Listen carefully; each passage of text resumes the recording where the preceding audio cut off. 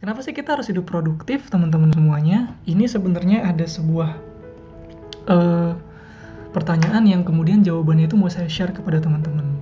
Kira-kira kalau dari teman-teman semua nih yang menyaksikan video ini sekaligus saya ingin tahu ya apakah ini teman-teman nonton apa enggak nih. Karena saya nggak bisa melihat wajahnya. Ada yang mau jawab nggak? Kenapa sih kita harus hidup produktif sebagai anak muda? Ada yang mau berpendapat? Boleh, silakan.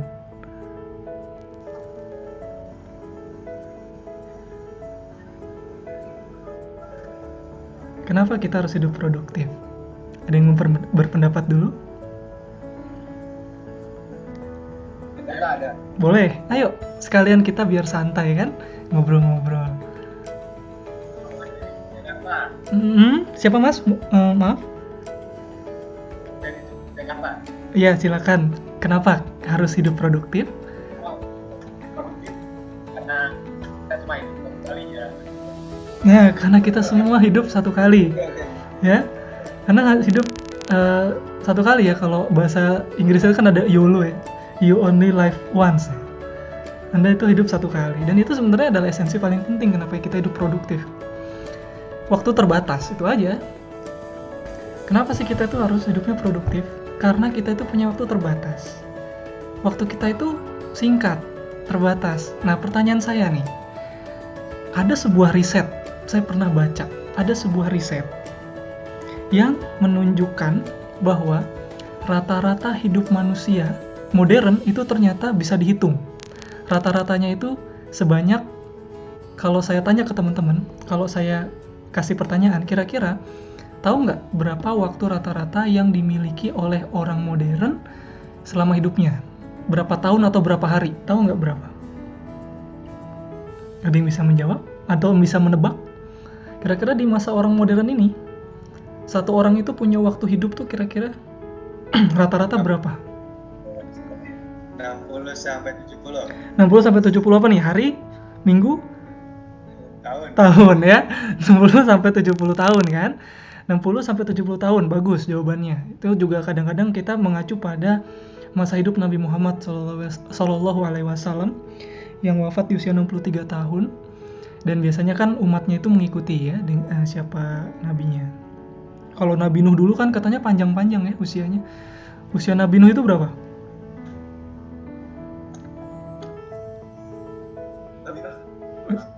Tahu nggak usia Nabi Nuh berapa? 1500, yakin? 1000 kurang 50. Ya, 1000 kurang 50. Usianya Nabi Nuh 950 tahun. 1000 tahun kurang 50. Ya. Nah, tapi Oh iya itu. iya, 1000 kurang 50. Nah, bayangin kalau kita hidup pada zaman Nabi Nuh gitu, mungkin kita umurnya juga beratus-ratus tahun.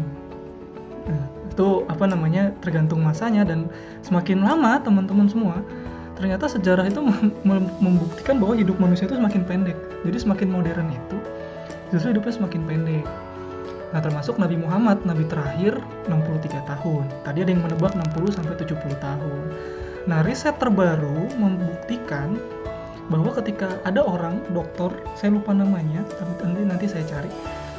Dia mensurvei orang, rata-rata waktu hidup dia itu manusia modern itu sebanyak rata-rata ya 20.000 hari. Jadi kalau misalkan seluruh manusia di dunia ini di rata-rata waktu hidupnya, maka rata-rata itu mereka hanya punya waktu jatah hidup itu 20.000 hari. Ada yang bisa menebak 20.000 hari itu berapa tahun?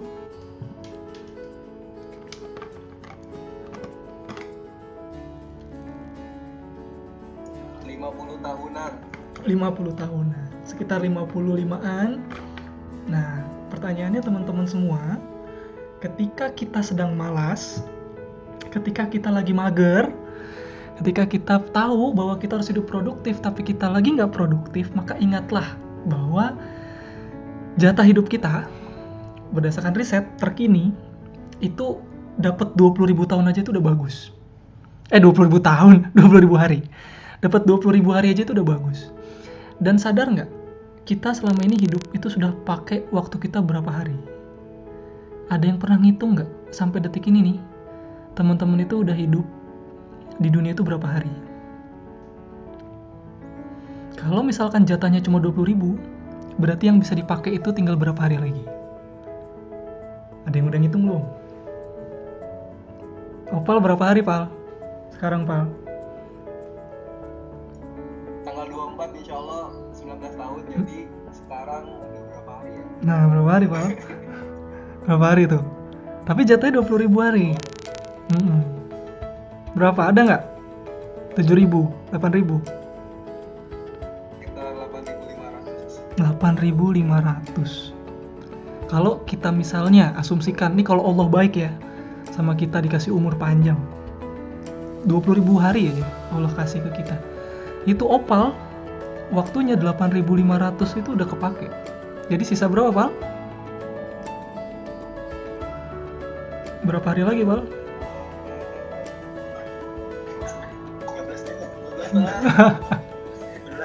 11 setengah, Pal. Ya 11.500. Tinggal 11.500 hari lagi. Bentar lagi itu tinggal separuh hidup gitu. Nah, kalau saya itu sudah 9.425 hari. Beda sama opal sekitar 1.000 hari nih, Opal ya. Berarti kira-kira 3 tahun, 4 tahun kita bedanya. Tapi ketika saya itu mager nih, ketika saya itu misalkan malas bergerak, saya selalu ingat gitu bahwa saya tuh selalu ngitung ini setiap hari saya nih. Besok nih jadi 9426 kan? Yang di sini besok jadi 9426, dan saya selalu ingat bahwa jatah waktu saya itu mudah-mudahan aja sampai 20.000, maka saya udah hampir separuhnya nih ke sini. Nah, ketika mengingat waktu ini yang terus bertambah, maka saya menjadi jadi susah untuk hidup malas gitu. Karena selalu teringat, waduh bentar lagi kita mati kan gitu. Nah, lebih epic lagi nih, lebih heboh lagi, kalau misalkan kita meninggal, waktunya habis, kemudian Allah kan akan nanya sama kita, pertanggungjawaban kita di dunia, ya kan? Waktu yang kita gunakan itu dipakai buat apa? Kan akan ditanyakan apa yang kita lakukan di dunia ini ketika kita sudah meninggal. Dan ada pertanyaan tuh yang terngiang-ngiang di kepala saya. Saya mensimulasikan aja ketika nanti saya meninggal, Allah kemudian bertanya pertanyaan ini nih. Wahai Ari, apa prestasi terbesar yang telah kamu torehkan di dunia sehingga kamu layak mendapat surgaku? Wah, ini kan pertanyaan. Ya. Wahai Ari, apa prestasi terbesar yang telah kamu torehkan di dunia sehingga layak mendapat surgaku? Kalau Opal ditanya kayak gini, jawabannya apa, Pal?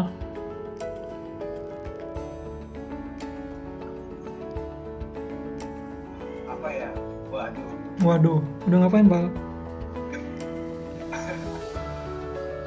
Bermanfaat untuk orang lain. Bermanfaat untuk orang lain. Berapa banyak yang diberikan manfaat sama Opal?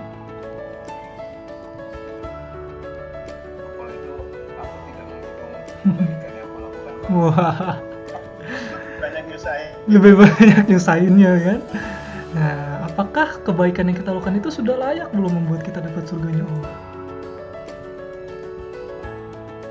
Belum, jangan-jangan, ya kan?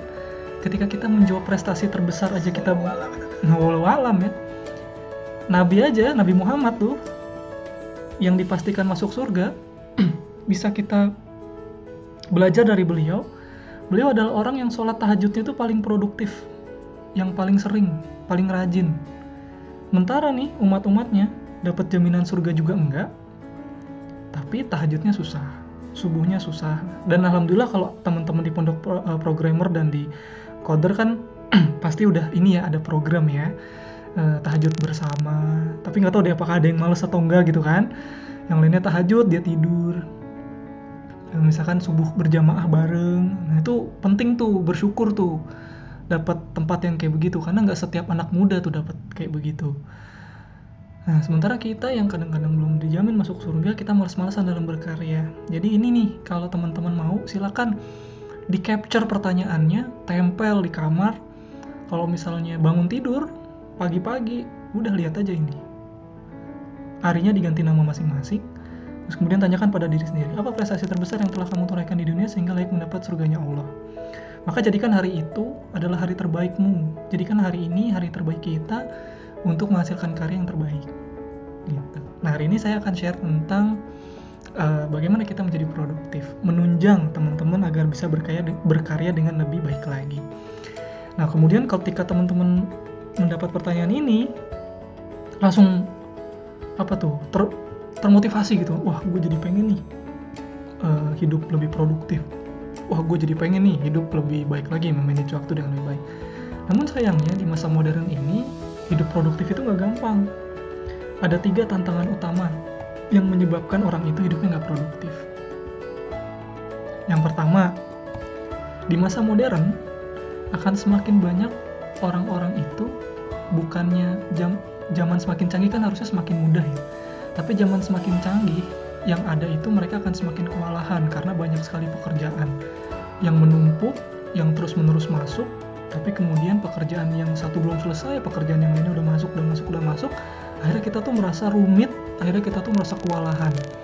Contohnya misalkan kalau kita kuliah, tugas kuliah tuh banyak, tugas organisasi banyak, kemudian tugas di pondok programmer banyak, semakin lama semakin banyak tugasnya. Tapi coba kita lihat, kalau dulu di zaman sebelum modern gitu, tugas itu mungkin gak sebanyak sekarang. Nah, ini tantangan yang pertama. Tantangan yang kedua, itu adalah adanya gangguan atau distraction yang bikin kita itu susah buat produktif. Contohnya gangguan seperti apa? Misalnya, kita udah punya agenda nih, hari ini kita mau ngerjain coding, mau programming misalnya, mau bikin software Android, mobile apps. Kita bikin, kita buka juga browser kita ya kan, Google Chrome gitu. Wah, iseng nih, mau buka Facebook gitu. Buka Facebook. Yang tadinya mau coding, akhirnya jadi asik Facebook. Ngeliatin ya kan, wah ini ada kasus apa nih, penistaan agama, Al-Maidah ayat 51. Besok kan 4 November tuh mau rame-rame. Ada yang ikut nggak? 4 November? Nggak ada. Ya udah, titip doa aja lah, doain aja ya, mau udah lancar.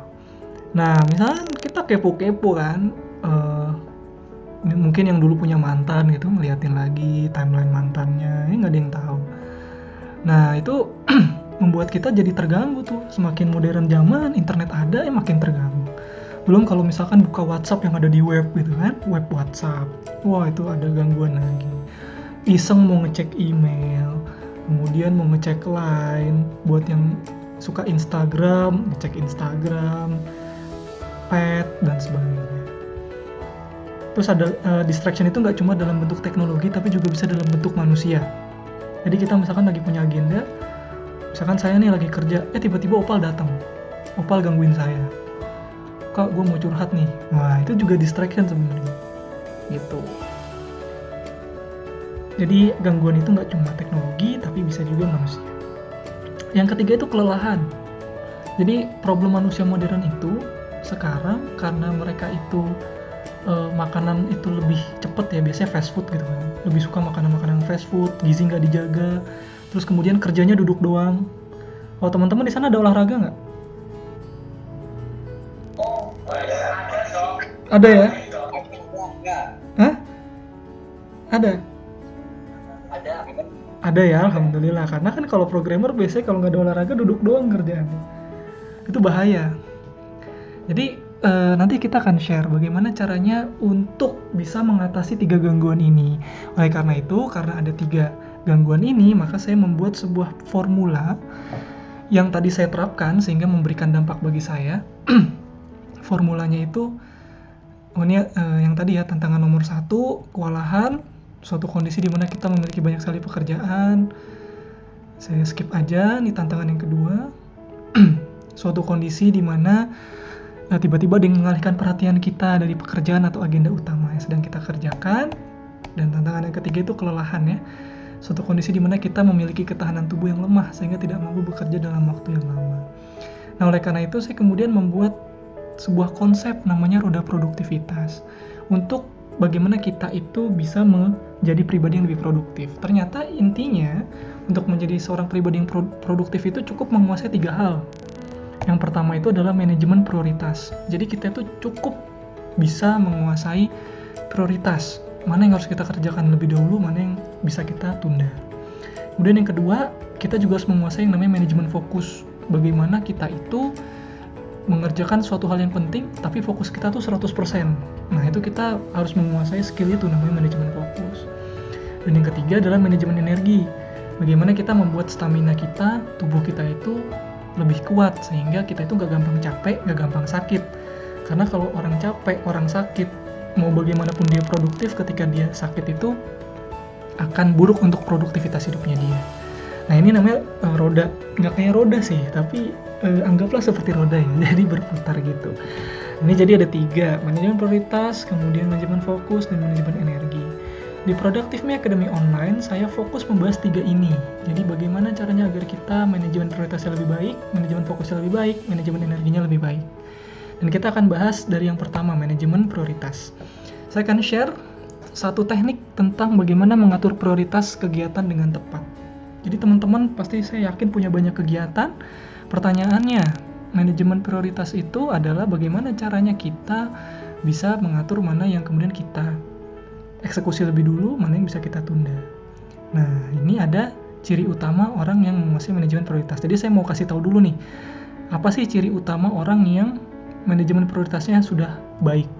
Cirinya adalah, ini kalau teman-teman ngelihat nih, teman-teman yang ada di pondok, ada punya ciri kayak gini, berarti manajemen prioritas dia bagus. Ini cirinya. Dia memiliki kebiasaan mengerjakan aktivitas utama atau aktivitas yang penting untuk dikerjakan terlebih dahulu. Jadi kalau misalnya ada aktivitas penting dan ada aktivitas nggak penting, dia ngerjain yang penting dulu. Nah ini biasanya kebalik nih. Orang misalkan punya aktivitas penting, dia tunda, dia kerjain dulu yang nggak penting, sampai deadline menghadang, baru kemudian dia ngerjain aktivitas yang penting. Kalau itu yang terjadi, maka itu manajemen prioritasnya buruk. Tapi kalau orang yang manajemen prioritasnya baik, mau bagaimanapun keadaannya, ketika ada 2 kegiatan yang satu penting, satu nggak penting, dia memfokuskan dulu yang penting, walaupun deadline-nya masih jauh. Gitu. Ada nggak di sini, di teman-teman semuanya yang manajemen prioritasnya udah bagus? Semuanya. Udah bagus ya? Udah? Alhamdulillah kalau udah. Karena susah. Karena biasanya, susahnya gini. Kalau kita misalkan lagi punya banyak tugas, kalau kita lagi malas bergerak, kadang-kadang itu kita mementingkan yang aktivitas yang gak penting dulu kita lakukan. Baru ketika deadline baru kita lakukan. Nah tipsnya gimana bagi teman-teman yang belum? Nah jadi saya alhamdulillah kalau sudah, tips ini bisa dilewatin ya. Tapi buat yang belum, kalau misalkan ada nih teman-teman yang belum, kita belajar bareng-bareng. Ini adalah teknik yang bisa digunakan untuk meningkatkan manajemen prioritas kita. Tekniknya gimana? Tekniknya sederhana. Jadi kalau misalkan kita punya, jadi gini, yang paling sederhana untuk meningkatkan manajemen prioritas adalah kita punya to-do list sebenarnya. To-do list itu adalah jadwal aktivitas atau jadwal atau daftar pekerjaan yang harus kita lakukan. Ya kan? Saya yakin kalau teman-teman pasti punya ya. Jadi kalau misalkan tiap hari kita punya, kalau yang nggak biasa lewat HP ya pakai kertas, ada to-do list gitu. Dikerjain hari ini saya mau ngerjain apa ya, itu namanya to-do list.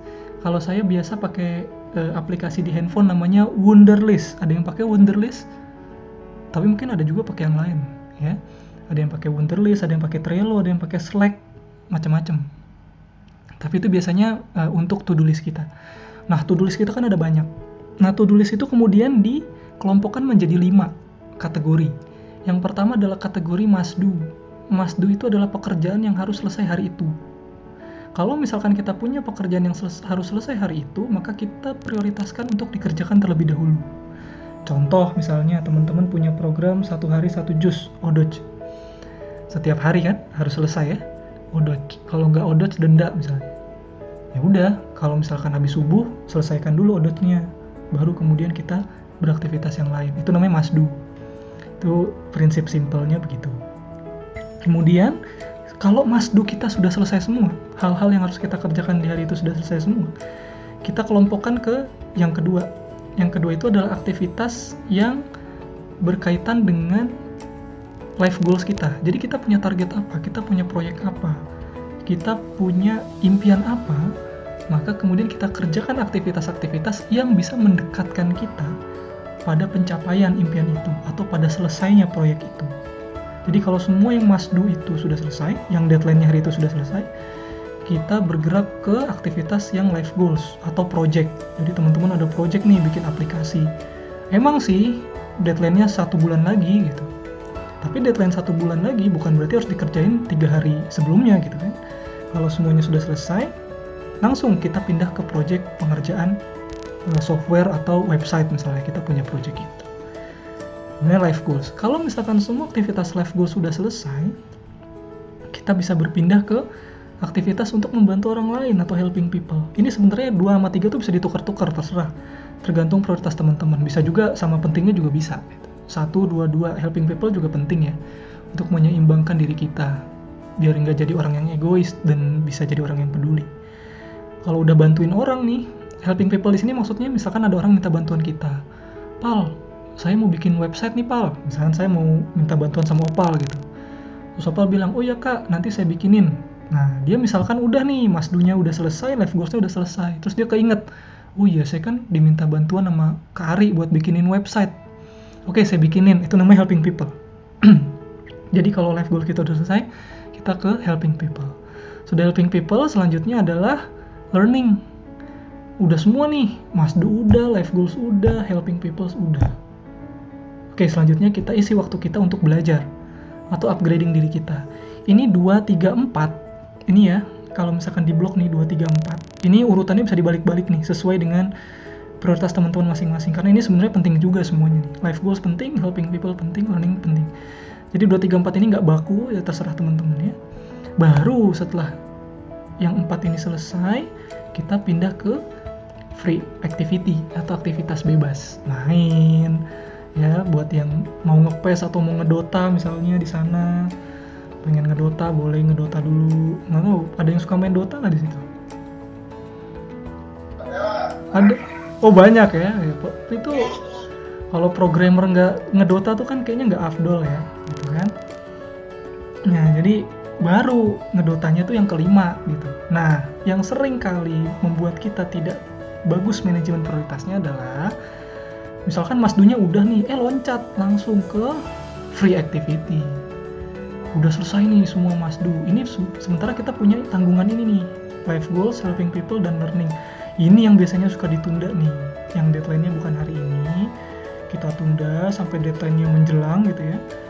Karena kita tunda, kita loncat ke sini, ke yang aktivitas kelima. Nggak apa-apa deh, gue nge-PES dulu, gue main Dota dulu, gue main Clash Royale, Clash of Clans gitu misalnya. Ya udah, nanti deadliners jadinya. Nah, kalau orang yang produktif berdasarkan hasil riset, itu proporsi kerjanya atau proporsi aktivitas hariannya itu seperti ini. Jadi 15% masdu, jadi dia itu aktivitas yang deadline-nya sekarang itu 15%. Yang life goals itu 35% atau yang project. Jadi kebanyakan hari-hari mereka itu diisi dengan mengerjakan project atau pekerjaan yang harus diselesaikan. 25% helping people, 20% learning, 5% free activity. Mungkin ada yang nanya, loh kak kenapa enggak masdu yang banyak gitu ya. Ini menunjukkan bahwa orang-orang produktif itu bukan deadliners. Terus ada juga yang protes, kak tapi saya baru bisa tergerak kalau misalkan deket deadline. Saya baru bisa termotivasi kalau misalkan saya sudah menjelang deadline. Itu saya sering banget dapat pertanyaan itu. Saya mau kasih tahu ke teman-teman yang deadliners ya, yang baru bersemangat setelah ada deadline. Menjadi deadliners itu nggak baik. Kenapa nggak baik? Yang pertama, dengan kita deadliners, kita itu kerjaannya nggak teliti. Itu satu. Yang kedua, kreativitas kita berkurang dalam bekerja, karena kita berada dalam tekanan. Jadi lebih baik pekerjaannya itu dicicil dari awal, sehingga pekerjaan kita itu lebih kreatif hasilnya, dan juga jadinya lebih teliti hasilnya.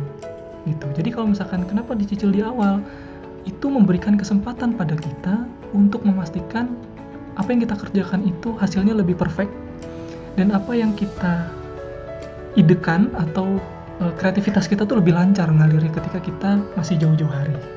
Nah ini masalah mental teman-teman, masalah kebiasaan gitu. Hanya teman-teman yang bisa mengaturnya. Nah tapi saya sarankan teknik ini dipakai ya. Ini prinsip prioritas kegiatan. Jadi gunakanlah ini.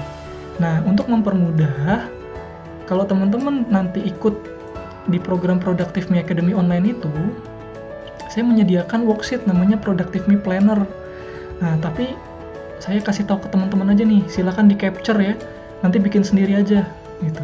Ini ada lembar, jadi buat teman-teman yang mungkin masih suka bikin to-do list di kertas, silakan bikin nih lembar seperti ini. Di atasnya itu ada must do today. Ada daftar aktivitas yang harus saya selesaikan hari ini, apapun yang terjadi gitu ya. Silakan di list tuh apa aja. Ya, yang kedua my life target atau my life project. Jadi silakan tuliskan target-target atau project-project yang sedang teman-teman kerjakan. Misalnya project 1 di sini ya. Project 1 bikin web, project 2 bikin aplikasi, project 3 apa gitu. Nah, kemudian tuliskan di sini 5 hal, maaf ini 3 tapi sebetulnya 5 hal yang harus dilakukan untuk mewujudkan target tersebut. Nah, ini ditulis di sini. Nah, itu dikerjakan hari ini gitu ya. Dan ini helping people, terus kemudian ini learning things. Buku apa yang mau saya baca hari ini? Course apa yang mau saya ikuti hari ini? Training apa yang mau saya ikuti hari ini? Seminar apa yang mau saya ikuti hari ini di sini. Ya, ini silakan di capture. Kalau teman-teman ikut Productive Me ini ada filenya. Tapi buat teman-teman ini silakan di capture, silakan dibikin, silakan dicontoh, nanti diperbanyak ya, di print, di fotokopi aja. Jadi diperbanyak buat teman-teman semua. Saya biasanya ngeprint ini di kertas bekas, jadi kalau misalkan saya punya mahasiswa habis presentasi ada outline-nya, banyak kertas bekas gitu. Saya bawa dari kantor, udah saya ngeprint ini aja nih. Lembar produktivitas harian gitu, buat sehari-hari saya. Oke ya, silakan di copy, dicontoh, nggak apa-apa. Oke, itu yang pertama, prioritas. Sekarang fokus. Nah, ini yang susah juga nih. Kita masuk ke ciri utama orang yang menguasai manajemen fokus. Menguasai manajemen fokus cirinya apa? Dia mengeluarkan 100% perhatian saat mengerjakan aktivitas hidup yang utama. Nah, jadi kan tadi ada 5 tuh ya. Ada 5 kategori aktivitas. Misalkan must do, ada life project, life goal. Nah, ketika dia mengerjakan sebuah aktivitas, dia tuh all out ya. Jadi dia itu benar-benar mengeluarkan semua yang terbaik yang dia bisa. Fokusnya itu 100%. Gitu. Nah, caranya bagaimana fokus 100%? Teman-teman, saya ngasih satu tips, satu teknik. Ada teknik namanya teknik Pomodoro. Ada yang pernah dengar teknik Pomodoro? Ada yang pernah dengar teknik Pomodoro?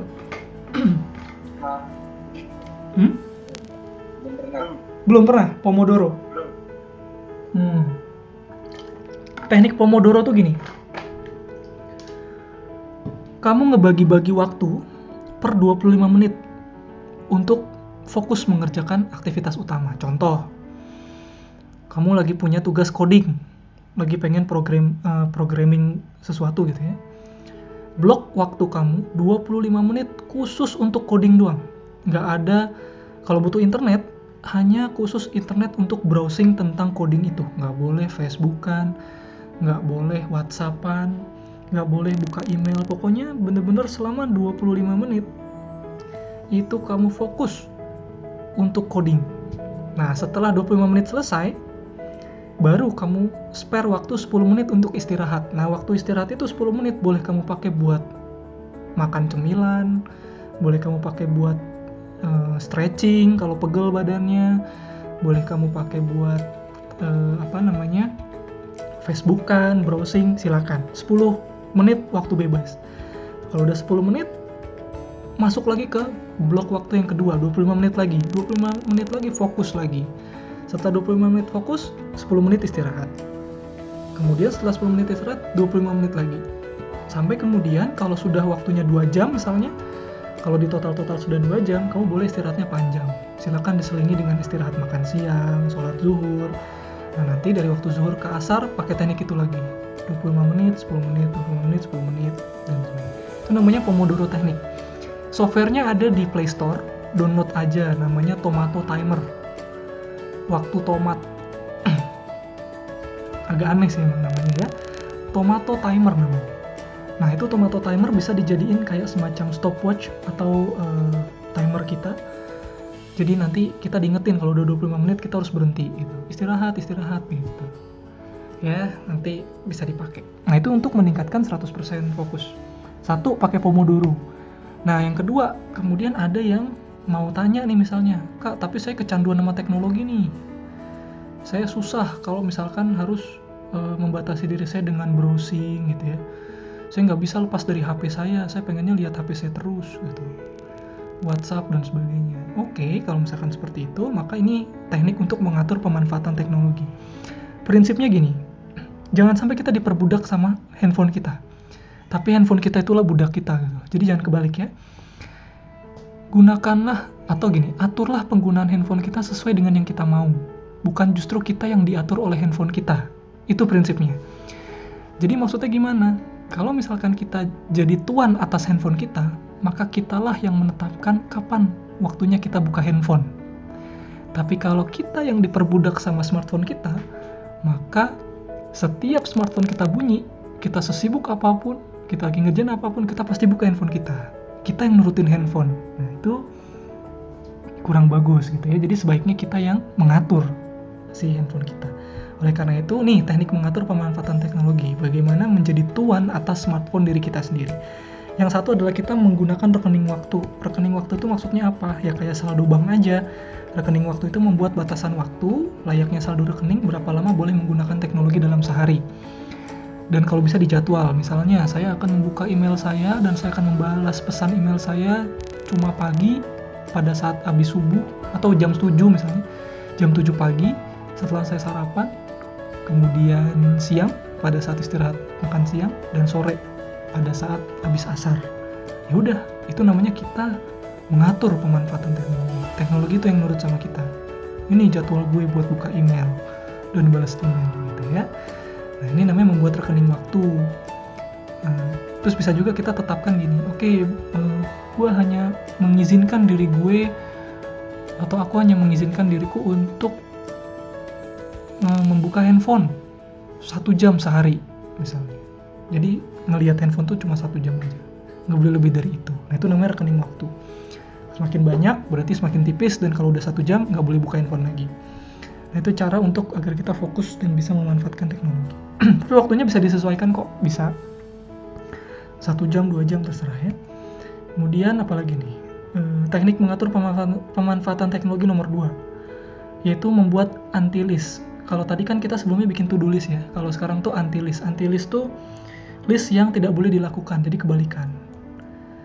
Membuat list larangan untuk dikerjakan. List ini dinamakan dengan anti-list. Maksudnya gimana? Contoh, saya tidak boleh buka Facebook sebelum pukul 6 sore. Gitu. Jadi kalau misalnya kita nih lagi kerja, misalkan kita mulai kerja jam 9. Kita tungguin tuh waktu sampai jam 6, baru setelah maghrib, habis maghrib, sholat maghrib, baru kita boleh buka Facebook. Nah, itu namanya anti-list, list larangan. Jadi silakan bikin peraturan sesuai dengan teman-teman sendiri. Saya hanya boleh buka Facebook setelah jam makan siang, boleh. Berarti paginya nggak boleh buka Facebook sama sekali. Saya hanya buka, silakan, pokoknya diatur sendiri anti-listnya. Tapi kira-kira maksudnya begitu. Nah, itu adalah teknik mengatur bagaimana agar kita bisa menjadi tuan atas teknologi yang kita gunakan. Jadi bukan kita yang diatur sama teknologi, tapi kita yang mengatur teknologi. Dan yang ketiga adalah energi nih. Ini bagaimana caranya agar membuat badan kita segar bugar, tidak gampang sakit, apalagi di tengah musim hujan yang sekarang. Ini teknik mengoptimalkan energi untuk hidup yang produktif. Saya akan kasih 5 langkah ya. Tapi ini ciri utamanya. Ciri utama orang yang menguasai manajemen energi, yang energinya bagus. Dia memiliki ketahanan tubuh yang kuat dan tidak mudah lelah saat fokus mengerjakan aktivitas utama. Nggak gampang capek ya. Baru kena gerimis dikit, pilek gitu misalnya. Nah, itu lemah. Bahkan salah satu keutamaan seorang muslim adalah memiliki tubuh yang kuat ya. Koyulgism atau fisik yang bagus. Tubuh yang kuat. Nah, ini memiliki ketahanan tubuh yang kuat itu sebagai salah satu keutamaan seorang muslim. Allah lebih menyukai muslim yang kuat dibandingkan dengan muslim yang lemah. Bagaimana caranya agar kita menjadi muslim yang kuat? Ini ada 5 tips yang akan saya bagikan kepada teman-teman. 5 langkah ya untuk meningkatkan energi kita. Yang pertama, bagi Anda yang bekerja sebagai programmer yang kerjanya duduk doang gitu, maka pastikan 1-2 kali breaks per jam. Jadi kalau misalkan coding nih, kita coding lagi konsentrasi penuh misalnya. Tapi jangan lupa tubuh kita itu butuh break, butuh istirahat. Jadi pakailah teknik Pomodoro tadi. Ambil 25 menit, istirahat 5 menit, minum air putih, stretching gitu ya. Terus kemudian baru 25 menit lagi, baru nanti 5 menit lagi istirahat. Jadi jangan sampai kita tuh apa tuh namanya, memforsir tubuh kita betul-betul fokus selama berjam-jam di depan laptop aja. Tapi kita selingi 1-2 kali breaks per hour. Breaksnya itu juga yang singkat-singkat aja 5 menit gitu. Mengambil istirahat pendek 1-2 kali di sela-sela pekerjaan yang kita lakukan. Kemudian setelah break apalagi? Langkah kedua, 2-3 exercise per week atau 2-3 olahraga, 2-3 kali olahraga per minggu. Ya, berolahraga ringan atau berat minimal 2-3 kali per pekan. Entah itu jogging, taekwondo, bulu tangkis, jogging paling gampang ya, jogging pagi gitu sama teman-teman. Ya 2-3 kali. Atau jalan kaki, walking ya, setengah jam. Berapa kilometer. Yang sederhana-sederhana aja. Kalau bisa fitness lebih oke ya. 2-3 kali fitness. Ada yang fitness di sini?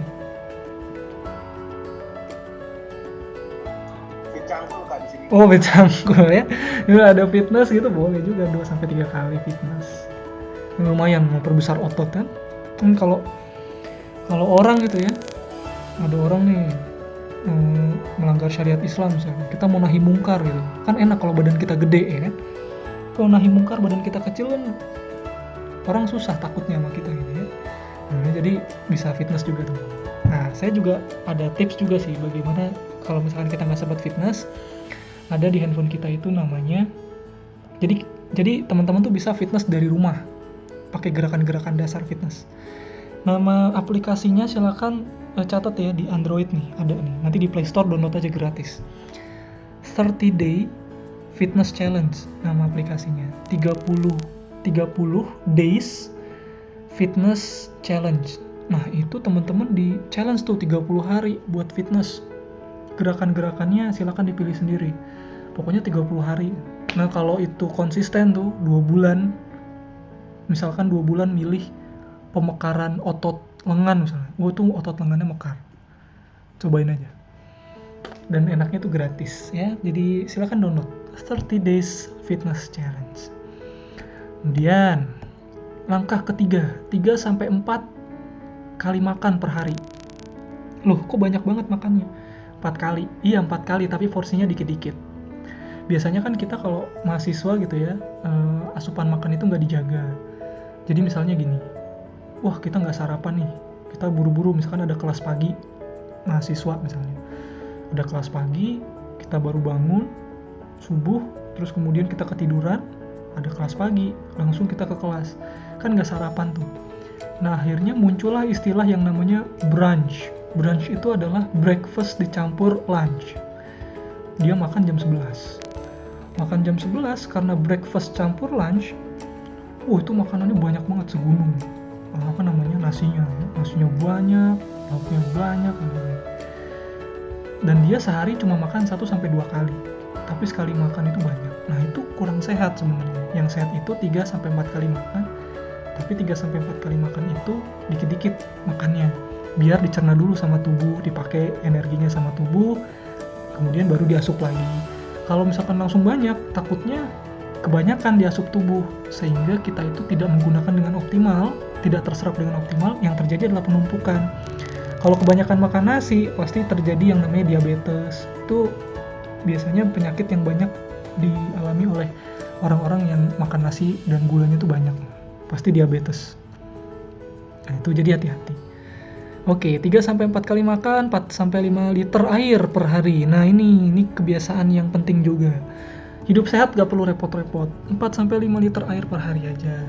Jadi kalau misalkan yang masih suka minum manis-manis, berpengawet, yang gak jelas, itu pakai pewarna apa gitu ya. Minumnya warna-warni, ada sodanya lagi.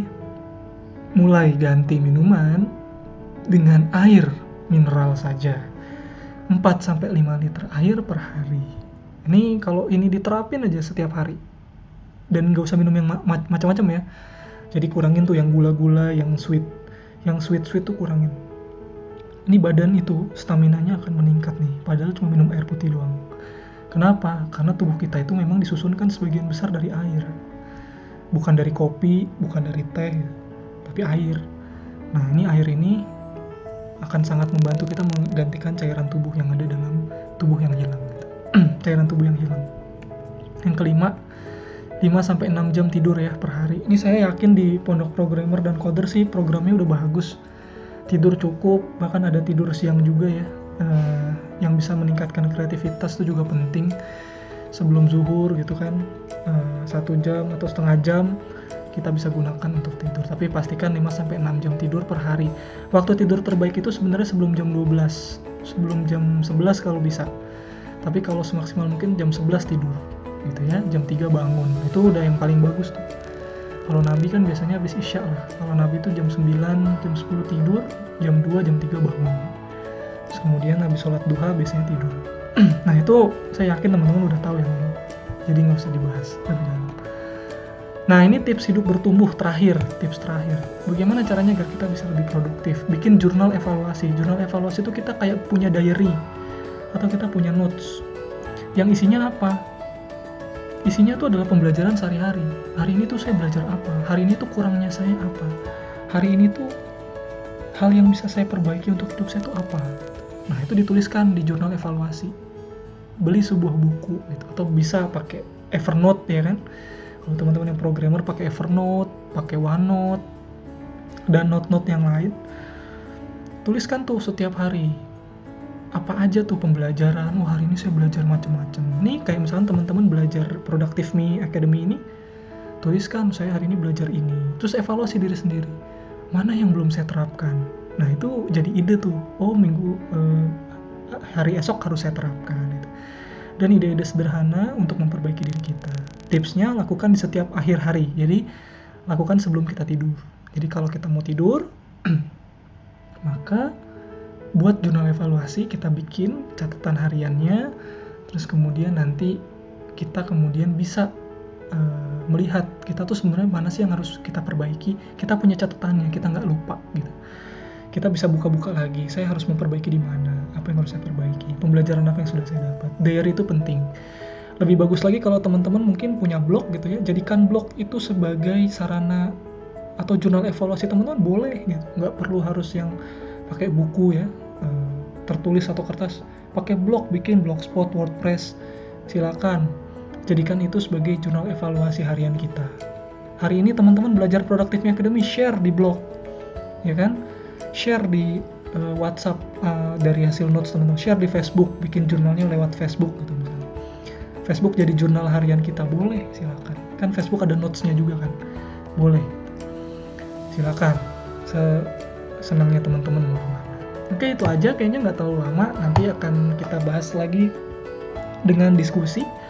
Ini materi ini diambil dari program terbaru saya, Productive Me Academy Online, salah satu program dari Cerdas Mulia Institute, yang insya Allah batch 2-nya akan dibuka Desember 2016. Nanti pendaftarannya akan dibuka 14 November. Bagi teman-teman yang mau ikut, silakan nanti buka aja di tanggal 14 November, productive.cerdasmulia.net. Di situ nanti saya akan bongkar lebih dalam lagi. Bagi yang ingin mengetahui lebih dalam lagi tentang ilmu produktivitas hidup, itu semuanya dibahas di Productive Me Academy Online. Sekian, terima kasih Opal dan teman-teman semuanya dari Coder. Mudah-mudahan bermanfaat untuk membuat hidup kita lebih produktif lagi dari sebelumnya.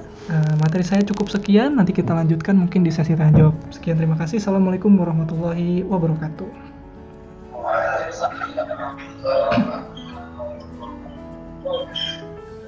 Baik, terima kasih kepada Kak Ari atas materi yang telah disampaikannya. Yap. Baik, kita masuk ke sesi tanya jawab ya Kak. Ya, boleh. Karena waktu sudah. Ya. Mungkin ada beberapa pertanyaan ya. Mm-hmm. Mungkin dari Mas Kota diwakilkan untuk satu pertanyaan ya dari masing-masing kota. Mm-hmm. Dari Pekalongan, Semarang, dan Jogja. Mungkin ada perwakilan yang ingin bertanya karena waktu sudah terlalu malam. Baik, dari Pekalongan atau dari Semarang, ada yang ingin ditanyakan kepada Kak Ari?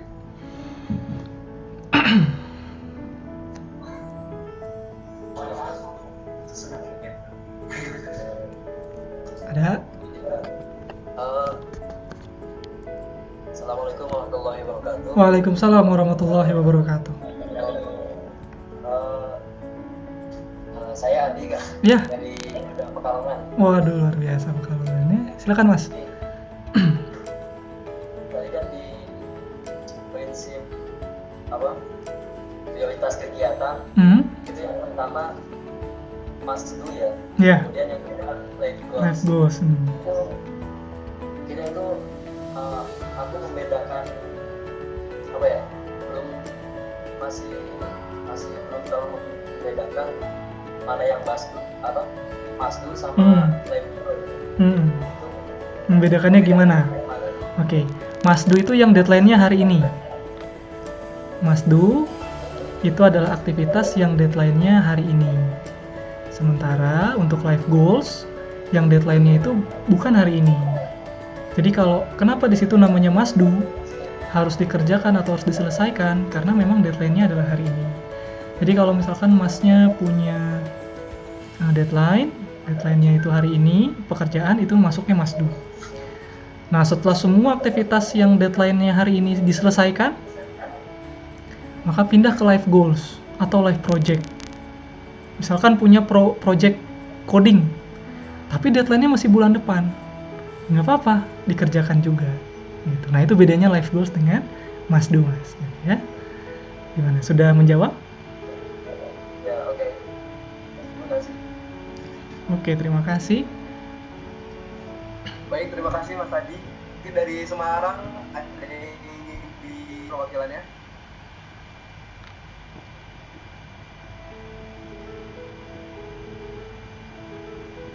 Oke, baik nih dari Jogja katanya ada yang ingin bertanya, Kak? Ada, boleh. Silakan. Oh ya, ini Mas, saya Andi dari Jogja. Silakan Mas Andi. Ya, ini ingin bertanya tentang ini Mas, memaksimalkan waktu kita membaca. Mungkin tadi kan sudah disinggung kayak ODOJ, One Day One Dose. Ya. Nah itu tips lebih lanjutnya mungkin ya kita bisa misalnya kan maksimalkan waktu untuk baca Al-Quran dan sehari sejuz, dan kita mau pengen baca buku yang lain. Nah juga dari Kak Arinya sendiri mungkin bisa share pengalamannya, mungkin manajemen waktu untuk baca itu gimana dari Kak Ari? Oke. Kalau saya tuh waktu lebih kompleks lagi, Mas, karena saya sudah beristri dan saya udah punya anak. Nah, ini aja nih, tadi bayi itu masih kalau dengar tuh ada suara bayi di bawah dari rumah. Nah, ini lebih kompleks lagi tuh kalau dipikir-pikir, waktu baca tuh udah makin gak ada gitu kan. Kalau yang masih bujang-bujang kan enak nih, waktu fleksibel ya, tanggungan belum ada. Nah, bagaimana caranya kita mengatasi itu? Kadang saya menggunakan waktu baca saya itu pada saat saya lagi di perjalanan atau ketika saya lagi menunggu orang. Jadi pastikan kita selalu membawa buku dalam perjalanan kita. Nah, kalau lebih bagus lagi, nih kalau misalkan tadi ya, misalkan kita punya ODOJ nih, target 1 hari 1 juz. Itu kita selesaikan sebelum duha gitu. Jadi habis subuh gitu ya, kita selesaikan gitu. Sebelum duha itu udah selesai ODOJ-nya. Nah, sehingga nanti ketika kita mau tidur, sebelum tidur kita luangkan waktu setengah jam atau 1 jam untuk membaca buku. Gitu. Nah, itu yang dulu saya lakukan tuh waktu bujang tuh. Jadi bujang itu 1 jam, setengah jam itu membaca buku setiap mau tidur. Tapi kalau sekarang kan udah ada bayi ya, ada istri juga, kadang-kadang jadi bacanya di perjalanan atau pada saat di kantor. Kalau misalnya lagi kerja, saya kasih waktu misalkan selama 30 menit atau 1 jam, ada sesi khusus di kantor, saya nggak mau diganggu, saya gunakan untuk membaca buku gitu. Jadi memang kita membaca bukan di waktu luang gitu, tapi meluangkan waktu untuk membaca. Nah, itu silakan diatur. Waktu mana yang paling asik untuk diluangkan agar kita bisa membaca. Gitu. Sama-sama. Ada lagi? Baik, dari Semarang, Silakan. silakan dari Semarang. Ayo.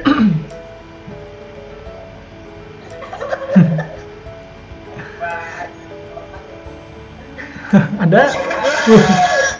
Wah, ini muncul siapa nih? Waduh. Waalaikumsalam. Iya, kedengeran, Mas. Saya mau tanya, Boleh.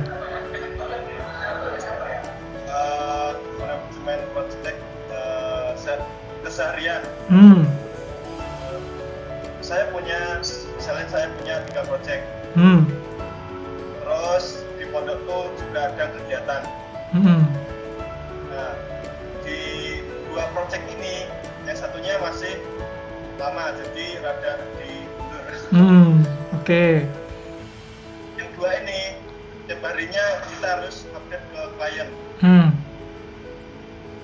Itu gimana bagi waktunya? Oke. Yang update ke klien kan harus diselesaikan tiap hari kan? Tadi kan Mas bilang Ya. tiap hari harus update klien.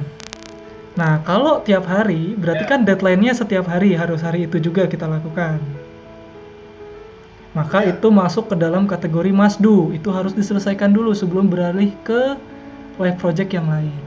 Jadi saran saya setiap hari kita update klien dulu secepat mungkin yang kita bisa. Baru setelah itu kita beranjak ke project yang deadline-nya masih lama. Jadi itulah pentingnya prioritas. Jadi oke, kita lihat mana yang harus kita lakukan. Oh ternyata si update klien ini masuk jadi ranahnya itu must do.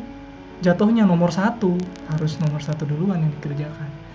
Setelah update klien selesai, baru kita kemudian mengerjakan project kita yang kita miliki. Walaupun deadline-nya masih lama.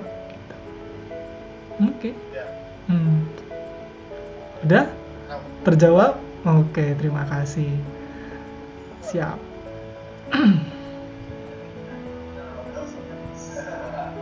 Karena waktu sudah terlalu malam, mungkin terima kasih kepada Kak Ari yang telah menyampaikan materinya dan juga menjawab beberapa pertanyaan dari ceritanya yang jawab tadi.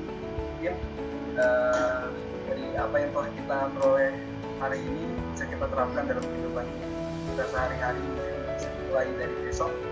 Amin. Karena saya sendiri sebagai saksi dari kisah hidupnya Kak Ari gitu. Saya tahu sekali bahwa kita mempraktekannya dalam kehidupan sehari-hari. Kalau kita main ke rumahnya tuh bisa dilihat itu bukan buku itu betul banget, ada banyak jenis Iya. yang dipelajari oleh Kak Ari. Meskipun bukan bidangnya, tapi Kak Ari mempelajari, tidak mengetahuinya dan maka dari itu, wah ini apa ya, kesempatan emas bagi kita untuk memperoleh. Ya, mungkin untuk teman-teman semua dari batch Pekalongan ataupun dari sekarang yang ingin mempelajari lebih dalam tentang ilmu produktivitas, bisa tadi ya, insya Allah batch 2 itu bulan Desember 2016 dan setelah dibuka tanggal 14 November 2016. Ya, jadi kalau bisa kita sebagai umat muslim harus memaksimalkan waktu yang kita miliki sebaik mungkin. Tuh. Makanya tetap semangat terus, ya. Tetap semangat terus untuk semuanya dari batch Pekalongan dan Semarang. Semoga di Cekcok Akbar selanjutnya kita bisa bertemu lagi. Insya Allah nanti Cekcok Akbar selanjutnya akan dilaksanakan di setiap 3 bulannya. Dan sudah ketemu jadwalnya, pematerinya juga sudah. Insya Allah beliau akan. Nah, dan terima kasih untuk Kak Ari ya sekali lagi. Oke, Maaf Pak. atas segala kekurangan yang kami sampaikan gitu. Iya. Yang kami sediakan. Itu saja. Kita sama-sama tutup dengan doa kafaratul majelis. Subhanallah. Asyhadu an la ilaha illa Mohon maaf apabila ada kesalahan dari saya pribadi sebagai moderator pada malam hari ini, dan sampai jumpa di berikutnya. Wassalamualaikum warahmatullahi wabarakatuh. Waalaikumsalam warahmatullahi wabarakatuh. Ya. Ya.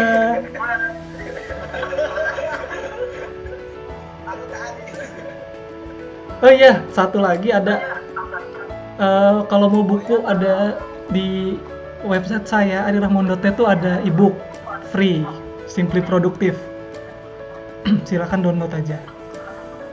Ada buku judulnya Simply Produktif, itu panduan produktivitas dengan cara sederhana. Itu nanti tinggal di download aja. Silakan di arirahmawan.net ya. Oke. Oke, udah. Ya teman-teman juga bisa melihat dokumentasi kita pada hari ini di YouTube Live-nya, yaitu linknya ada di sini. Oke deh, siap. Makasih ya Opal dan kawan-kawan. Kegiatan kita pada malam ini bisa dibuka linknya. Hmm. Makasih Kak Ari. Ya, saya pamit ya. Assalamualaikum warahmatullahi wabarakatuh.